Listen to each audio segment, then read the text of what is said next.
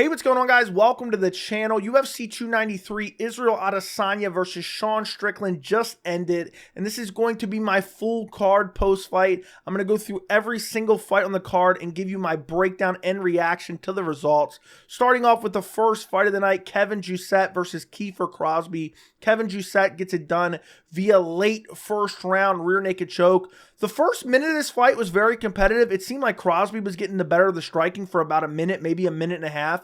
Then all of a sudden, it seemed like Jousset just found his jab, found some heavy leg kicks, started busting up Crosbie with the jab over and over and over again. Clinched up with him towards the end of the round. Crosbie looked for a takedown, didn't get it, ends up getting taken down himself. Immediately gives up his back and immediately gets rear naked choked. It seemed like Crosbie had absolutely no ground game, but Jousset went out there, basically just pumped his jab, busted him up with the jab, ended up capitalizing on a horrible takedown attempt from Crosbie and just gave up his back. Crosbie just gave up his back and got rear naked choked. Not a whole lot to talk about, not a whole lot of high-level skills shown in this fight, but Jousset looked relatively decent. He looked pretty good. He busted up Crosbie and ended up getting the submission in the late first round. Moving up on the card, we have Gabriel Miranda versus Shane Jung. Not a whole lot to talk about in this fight. We have Gabriel Miranda winning via first round rear naked chokes, so back-to-back rear naked choke submissions. Gabriel Miranda got a takedown early, immediately started attacking the back. Originally, he didn't get the hooks in, but stayed on it, gets the hooks in like 10 seconds later, immediately goes for the body triangle, gets the body triangle, and then starts looking for a rear naked choke. Starts off with a neck crank and really just starts squeezing and squeezing and squeezing, eventually gets underneath the neck, is squeezing super hard, and the ref's kind of looking at it close because it looks deep. And then Shane Jung just goes out. The ref stops it. Then Shane Jung proceeds to almost have a seizure as he's like waking up. It was a really weird thing to watch. But Gabriel Miranda, domination, utter domination here. First round, 59 seconds into the first round, gets a rear naked choke victory. I picked him to win this fight. I picked him to win via submission. I wonder how Shane Jung, what was his training camp like? He came in super, overweight. I think it was 3 or 4 pounds he missed weight by. But Gabriel Miranda, I knew he would have a massive advantage on the ground, and he gets it done first round rear naked choke. Moving up on the card, Charles Radtke versus Blood Diamond. Charles Radtke gets it done via decision. This was one of the worst fights I've ever seen in my entire life. This was a horrible fight. To be honest, Blood Diamond literally looked like he had some type of physical disability. I can't describe it, but in this fight, he wasn't moving right. Like, it's very weird. It almost seemed like he was like rocked the entire time or drunk the entire time. But the first round, Blood Diamond landed a couple good shots on the feet. Radtke just nonstop clinching. There were some good knees to the body in the clinch by Blood Diamond. Second round, Blood Diamond got rocked with a left hand, but then Radtke, instead of looking for the finish, just starts clinching up with him nonstop. Some more body work for Radtke in the second round. So I scored the first round. Actually, a lot of people had this different than me. I scored the first round for Blood Diamond because he landed a couple good shots on the feet and landed some good knees in the clinch. And Radtke, all he did was clinch in the first round. Didn't land any damage. I gave the first round to Blood Diamond. Second round was clear for Radtke. He landed the couple left hands that hurt Blood Diamond, but then proceeded to clinch up and not do anything with it. And then in the third round, Blood Diamond seemed to get a little bit more aggressive, was landing some shots. It seemed like momentum was going his way. And then they're clinched up. Radtke clinches up. There's a knee to the groin. There's a stop in action. It was very close. It looked like it grazed the cup on the way up. There's a stop in action. Both guys are kind of tired. Both guys need to break. And then you basically had Radtke just clinching up some more. And then there's another nut shot. So there's a point deduction for Blood Diamond. He loses a point in the third round. So I'm like, okay, well, no way he wins this fight now because he lost the second round. Now he has a point deduction in the third round. And then basically Radtke just proceeds to clinch up the entirety of the third round. Blood Diamond lands some knees to the body. I scored the third round for Blood Diamond, so ultimately I had it a draw with the point deduction because I had 1 for Blood Diamond, 2 for Radtke, 3 for Blood Diamond, but minus the point, it was a 9-9 round. So in my opinion, this should have been a 28-28 fight. The judges give it to Charlie Radtke. One of the worst performances I've ever seen. Non-stop clinching. Herb Dean, I think, broke him once or twice in this fight just because of just non-action at all. And it's on both of them for sure. But, I mean, neither one of these guys belong in the UFC at all. I forgot to mention in the third round, I believe it was, he was clinched up doing nothing, and Blood Diamond landed an elbow that just busted up his eye really badly, which further led me to believe I thought the third round should have went to Blood Diamond, but the judges gave it to Charlie Radtke. I guess all that clinch work, for whatever reason, the judges just favored that in this fight. But to be honest, I don't care enough. This was a horrible performance by both guys. Blood Diamond only got an opportunity in the UFC because he's friends with Israel Adesanya. And overall, this fight was one of the worst fights I've ever seen in my entire life. And then you have Charlie Radtke going on the mic afterwards, throwing out the homophobic slur, which he's since apologized for. But it was one of those nights where you have some iconic post-fight speeches. And, Charlie Radtke, just to do that after a horrible performance, just made it even worse. But moving up the card, we have Nasrat Haqparast versus Landon Quiñones. What an amazing fight. Quiñones came on strong early. Wasn't throwing a whole lot of power. Was kind of throwing like 30% shots, maybe 40% shots, but landing and missing a lot as well. But he was throwing so much, he was landing. Throwing some nasty leg kicks. Nasrat was moving, landed some combinations, ripping to the body, landed some good uppercuts. I felt like the first round was for Quiñones, but then the second half, Nasrat started to come on, landed a couple good uppercuts, landed some good shots. I had 10-9 first round for Nasrat. Second round was just crazy. Quiñones got rocked, but he was just throwing back still. The second round was just wild. Both guys were throwing wild swinging punches. Both guys were landing, but it seemed like Quiñones started to slow down a bit in the second round, and Nasrat was just putting it on him, ripping to the body, ripping uppercuts, just walking him down, landing good shots. He was eating some leg kicks, but still he was landing the better shots.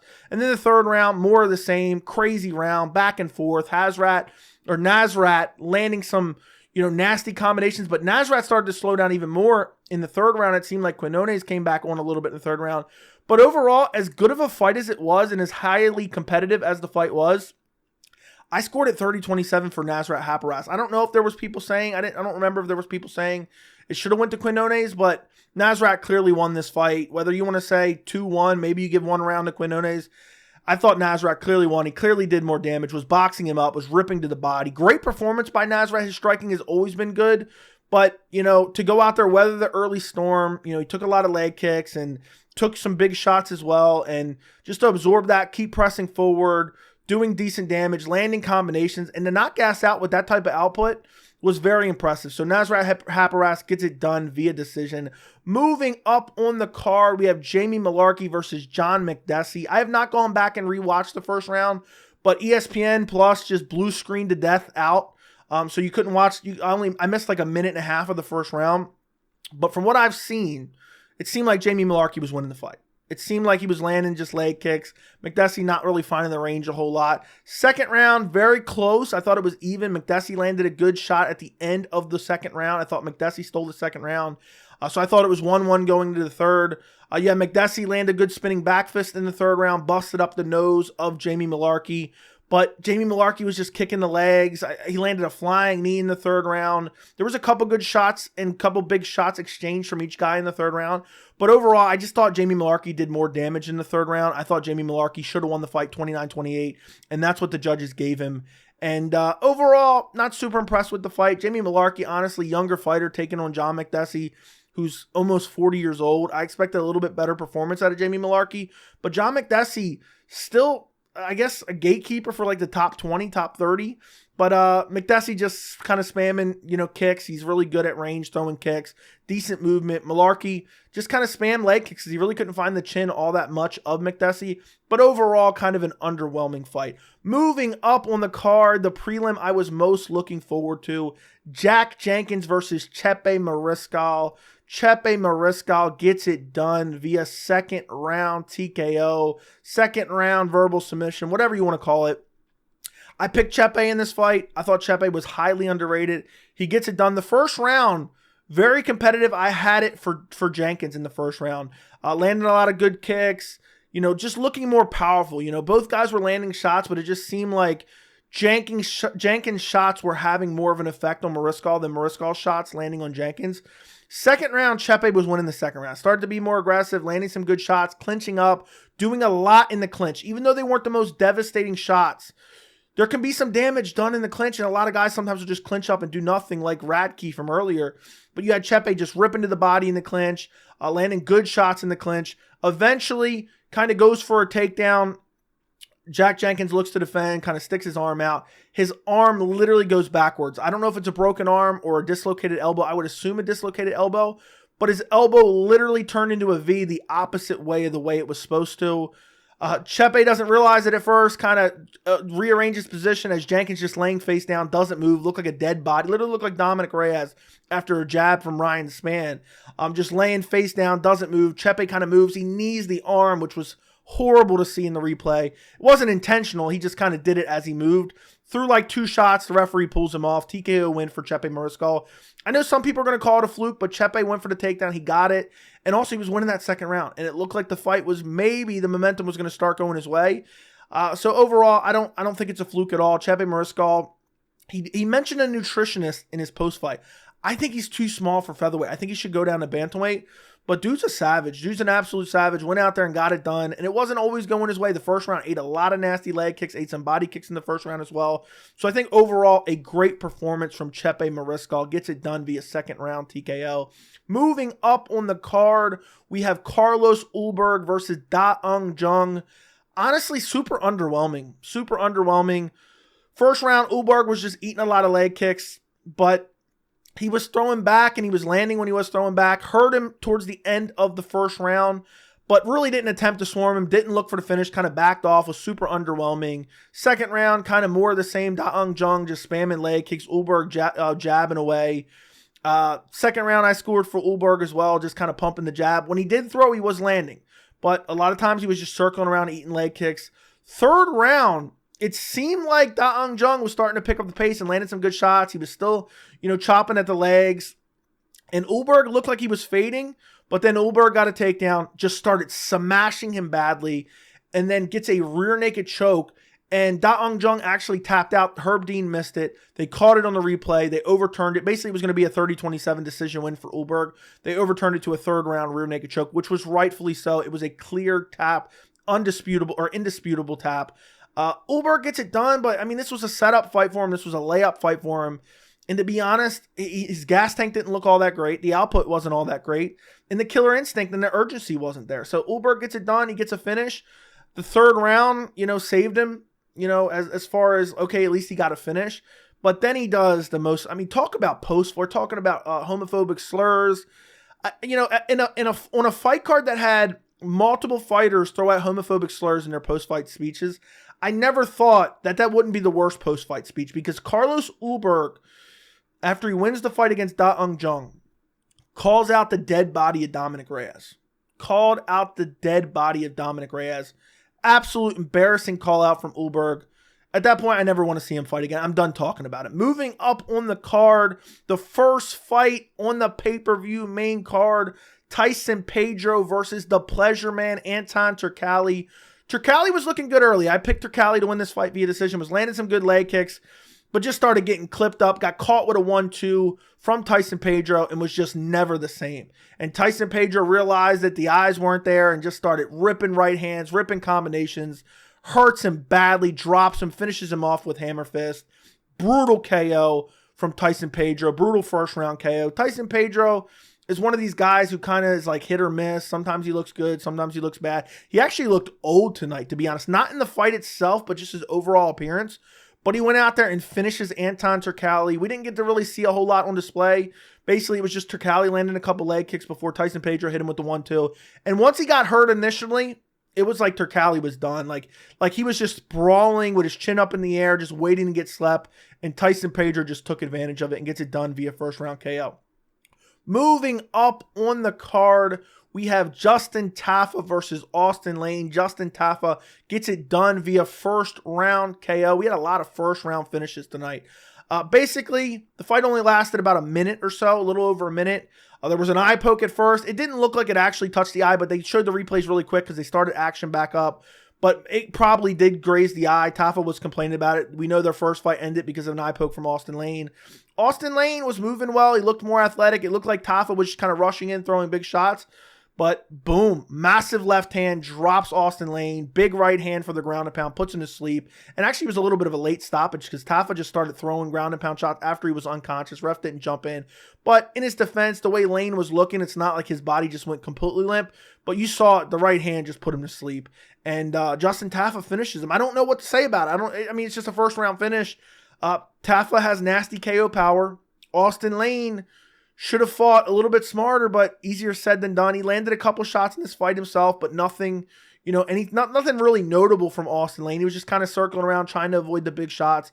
Eventually gets clipped with a left hand himself and gets put to sleep. It looked like Tafa wanted to do a little bit of a walk-off KO, but good thing he followed up. He was able to finish him, and what a finish to be that early. A minute and 22 seconds it says into the first round. So the main card opens with 2 first-round KOs. Moving up on the card, we have Manel Kape versus Felipe dos Santos. Felipe dos Santos stepping in on short notice against Manel Kape. One of the best fights of the night. It was absolutely incredible. Overall, I scored it 30-27 for Kape. I do think maybe there's an argument to give Kape the third round. Or not give Kape the third round. I'm sorry, dos Santos the third round. But I just think Kape, it was clear he had more power on his shots. They were both landing good shots. Kape hurt him in the first round badly and swarmed him, but couldn't get a finish. Dos Santos came back after that, and it's like he had no fear at all. He was running forward, throwing big shots, landing on Kape too. Santos got a takedown, but got easily reversed by Kape in the first round. But overall, first round, I just thought Kape landed the better shots. I thought the first round he hurt him, almost finished him. Second round, kind of more of the same. Really crazy, wild fight. Both guys throwing back and forth. Early in the second round, Dos Santos was kind of winning. He was kind of pressing forward, landing good combinations. But you could just tell that the counter shots of Kape were more impactful and more damaging than the shots of Dos Santos. And then towards the back half of the second round, Kape came on really strong, was pressing forward, throwing big shots. And then the third round was just, again, a wild, crazy war. I thought maybe you could give it to Santos, but I still gave it to Kape. I had Kape winning 30-27. It's a weird fight because I think a lot of people are going to act like Kape isn't, maybe he's a bit overrated because he fought a UFC guy a guy making his UFC debut and he had this super competitive fight. But I mean, how many times have we seen it? We've seen it with Ruzaboyev. We've seen it with plenty of other guys.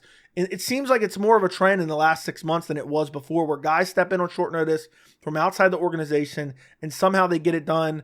Felipe dos Santos fought really low-level competition before this. I immediately think he deserves a spot, at least in the top 15 rankings. I would have to take a look to really die on that hill. But dude looked incredible for taking a fight on short notice against Manel Kape. Manel Kape calls out Kiefer France afterwards. Everyone wants to see that fight. There's a backstory there. Kape calls him a homophobic slur in the post-fight speech. Says, I'm going to come to your gym if you pull out. Overall, I love the attitude from Manel Kape. We could just do without the homophobic slurs.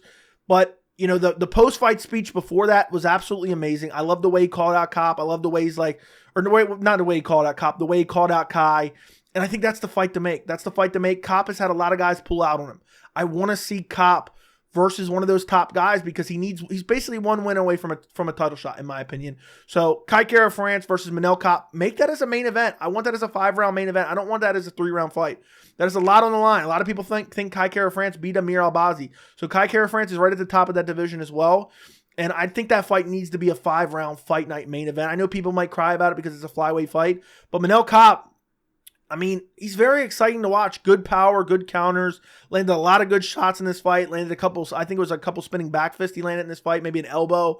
Both guys very durable. I mean, both Kape, there was a couple times Kape was kind of stung in this fight, but he was able to just continue to move forward, able to find counter shots. Felipe dos Santos eating big shots in this fight. Overall, great fight. Absolutely loved this matchup. And I thought Kape was going to dominate, and this fight was much more competitive than I thought. And Kape gets it done. Book the Kiefer France fight next. Moving up on the card, the co-main event, Tuivasa versus Alexander Volkov. Alexander Volkov gets it done via second round Ezekiel choke. Who would have called that? Who would have called that at all? I certainly wouldn't have. I picked Volkov by decision, but I could have seen him getting a TKO. He beat the brakes off of him in the first round. Was just smashing him, dropped him with the right hand in the first round. Tuivasa got back up, and then soon after that, it was like last maybe 15, 20 seconds of the round, Volkov was just swarming him, battering him up against the fence, almost finished him towards the end of the round. The whole first round was just outclassing him. Tuivasa was just lunging him with big shots. He was landing some leg kicks, but a lot of the leg kicks were checked. And, I think the commentary was acting, a bit crazy about the leg kicks, but there was some swelling on Volkov. He was checking a lot of them, or he was getting them up in the air. So even though they were landing, they weren't as impactful. Second round, basically more of the same. Tuivasa, a little bit more aggressive with the leg kicks, land a couple more in the second round, but still Volkov checking them, Volkov throwing back, Volkov teep into the body, Volkov body kicks, catching him with combinations, just lighting him up on the feet. And also, he was making him pay for the leg kicks as well. There was multiple times in this fight, he caught the leg kicks of Tuivasa and kind of took him down. Took him down once in the second round. Tuivasa got back up after that. Second time, same thing. Caught a leg kick. I think caught him with a right hand and kind of took him down, but it was more of a combination of both. It wasn't like he got rocked badly by the right hand. Gets him down, starts smashing him with ground and pound, gets into full mount, starts beating him up in full mount, big elbows. Tuivasa gave up his back at one point in time, was flattened out, but then goes back to mount. Really was just trying to shuck out of it to no avail. And then out of nowhere, Volkov's like, you know what? I'm not going to throw any more ground and pound. I'm going to look for an Ezekiel choke. And he gets an Ezekiel choke in the second round. Unbelievable performance by Volkov. And Volkov's getting better. He's getting better. I've talked about it before. I think he's still improving. He's a guy that's been around for a while. I think he's still getting better. The hands look good. The combinations look good. The power looks good. The variety of attack looks good. The fight IQ looks good. He wasn't trying to go out there and get into a war with Tuivasa. But overall, if I had to summarize the co-main event, it was just Alexander Volkov dominating him on the feet, just smashing him to the body, landing combinations, busting him up badly. Volkov dominated this fight, absolutely dominated this fight. Tuivasa, he came close with a couple big shots, but that's the best you can say. The only thing he really did was land like maybe 3 or 4 leg kicks. A lot of them were checked. A lot of them were checked badly by Volkov, but still, they were still damaging. They were swelling on Volkov's leg. But I think Tuivasa needs to step down. This is 3 straight losses, all 3 finishes. But he's fought the who's who of the heavyweight division. Pavlovich, and now he fight Volkov, and who else did he? Cyril Gane he got finished by. So I think Tuivasa needs to step back. I've never was super high on Tuivasa just because he almost got finished by Greg Hardy. But, the damage he's taken, he needs to take some time off. At least take the rest of the year off. Heal up and then come back, and maybe they can do Tuivasa versus Derek Lewis too. Sign me up for that. I want to see that. Tuivasa has a win over him. Derek Lewis just got a big win. Let's book it again. I think that's a fun fight to make. Moving up the card to the main event, Israel Adesanya versus Sean Strickland. Sean Strickland is your new UFC middleweight champion. To be honest, I'm shocked. This happens though. We've seen greats fall before. I talked about it in the lead up to this fight. But still, even knowing that, to see Sean Strickland win in the capacity he won via unanimous decision, 49-46, the same as my scorecard, I had it 4-1 for Sean Strickland, is insanity to me. First round, Izzy gets clipped with a right hand towards the end of the round, gets swarmed by Sean Strickland. Adesanya survives, gets back to his feet. You have like a Strickland, Brendan Allen type situation where Adesanya's getting up against the fence and Strickland's just wailing those big punches. Adesanya gives a thumbs up to the ref, survives. Second round, Adesanya comes out, wins the second round. It was a close second round though. It was a very close second round. I just thought Adesanya landed the better shots. Third, fourth, and fifth round, I thought they were close enough where I was worried about the judges, but it was just Strickland walking him down, cutting him off, landing the jab, and it was Adesanya not landing anything. Strickland was so hard to hit in this fight. So I had 3, 4, and 5 all for Strickland. So the only round I had for Israel Adesanya was the second round. I was a little bit worried going to the judges' scorecards. I don't trust the judges at all. They're really horrible a lot of the time, and I was like, oh no, the third, fourth, and fifth were close enough where it's within the margin of error for these judges nowadays. But I think this fight was uncontroversial. I think it was a clean win for Sean Strickland. And against all odds, taking the fight on short notice, flying halfway around the world, and then on top of that, he doesn't even grapple at all in this fight. Doesn't even grapple, doesn't even shoot a takedown. Outstrikes Israel Adesanya for 25 minutes. And, this was, and I talked about this in my, I did a main event breakdown as well, just a full main event breakdown, which I'll link down below. In a way, this was like the greatest fight of all time, but like the worst fight of all time as well. Because in real time, it was like edge of your seat crazy because It was so unexpected. But overall, this wasn't all that great of a fight. Outside of that, swarm in the first round by Strickland, it was just a lot of shots not landing super clean. And I feel like had the roles been reversed, had Adesanya won the way Sean Strickland would have won, a lot of people would have been saying it was boring. A lot of people would have been saying it wasn't that good. Now, I don't think it was the worst fight ever. I said that on my live stream, but I was being exaggeratory. People took that and ran with it in the comments. I saw that before I got on here. But it was a fight that I was like, it has no rewatchability. But overall, for Sean Strickland to go out there and beat him by striking for 25 minutes blows my mind.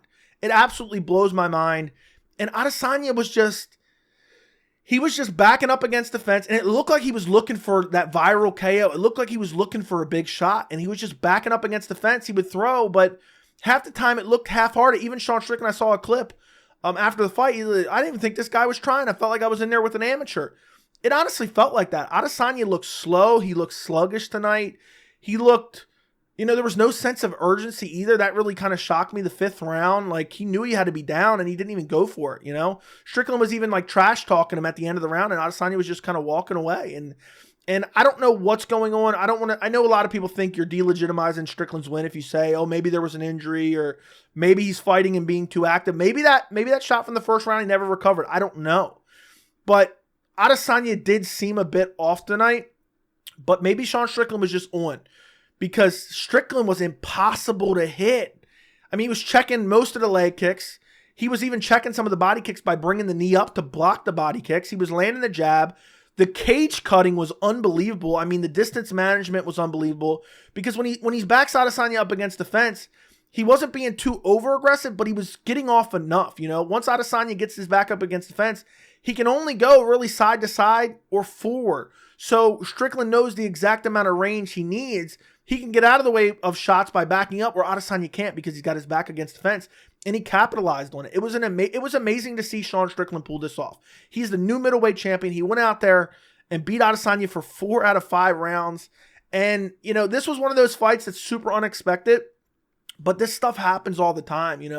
Greats always fall. You don't realize how quickly it can happen. I've talked about it, all year basically, but I talked about it in the lead up to this fight. You never know when one of these greats all of a sudden is going to lose, and that happened. And he may never be the same again. It may be the beginning of his decline. We don't truly know. And I don't know what the UFC is going to do from here. If I had to guess, I think it's going to be Sean Strickland versus Israel Adesanya 2. For me personally, I want Strickland versus Duplessis. But honestly, I don't even think Strickland versus Duplessis is going to happen, even if Adesanya doesn't get the rematch. Because I think if Khamzat Chimaev wins at UFC 294, I think Khamzat will get the next title fight over Izzy. Or not over Izzy, over Duplessis if Izzy doesn't get it. But overall, I think they do the immediate rematch. I don't necessarily want it, but I kind of understand it at the same time. But what a performance by Sean Strickland. We have to give it to him. Went out there, did the unthinkable with all the odds stacked against him.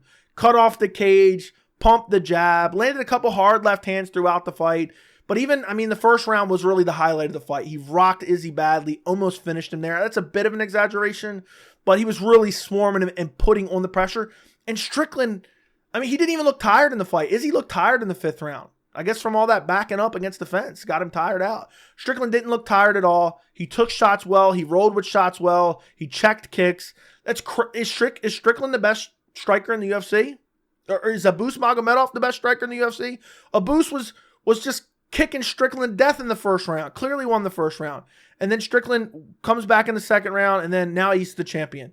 It's hard to believe. We know nothing about MMA. MMA makes absolutely no sense.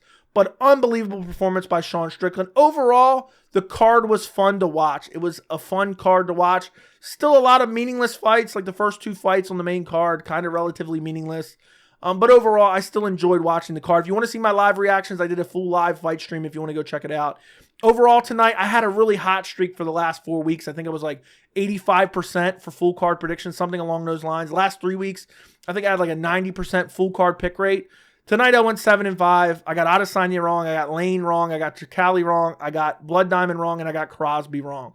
And I thought Blood Diamond should have won without the point deduction. But overall, you never know with MMA. Sean Strickland gets it done.